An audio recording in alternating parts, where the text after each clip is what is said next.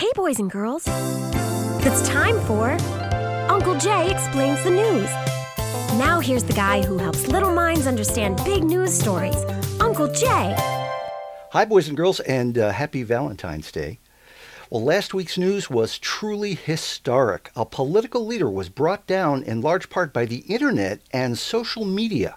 But unfortunately, we don't have time to talk about that stupid New York congressman because something even more historic was the will of the people that toppled one of the world's most powerful and well-known names.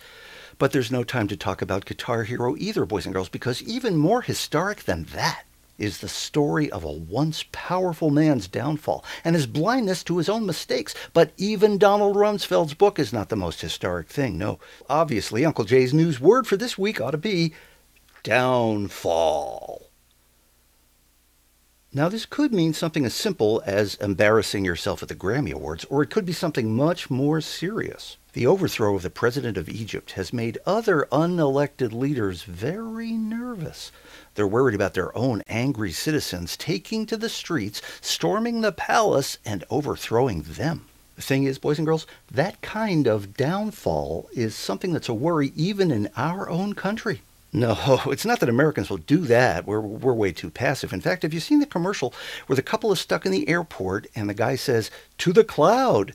Why, to book a new flight? To control his own destiny? No, to watch television. No, here's the worry. If those rulers have from the people who are angry not just at them, but at America for supporting them, America could lose some very important friends. And nobody likes to lose friends. And now it's time to answer one of your news questions. This week it comes from Samantha in Black River Falls, Wisconsin. Hi, Samantha. Samantha writes, "Dear Uncle Jay, Christina Aguilera has sung the Star-Spangled Banner since she was a kid at sporting events dozens of times. So at the Super Bowl, do you think she purposely messed up the words as a slap in the face to America?" Thanks, Samantha. No, she didn't do it on purpose. Imagine something for a minute. Imagine that it was you singing live to the biggest audience in history, and you might get a little nervous too. There are lots of people, famous and not, who have screwed up the words of that song or sung it in a way that offended people. By the way, for the record, Uncle Jay sang this song once at a professional hockey game. He sang it in the traditional way, and he got all the words right. And he did not have the biggest audience in history because there was a snowstorm. Don't forget, you can see more and send your questions to UncleJayExplains.com.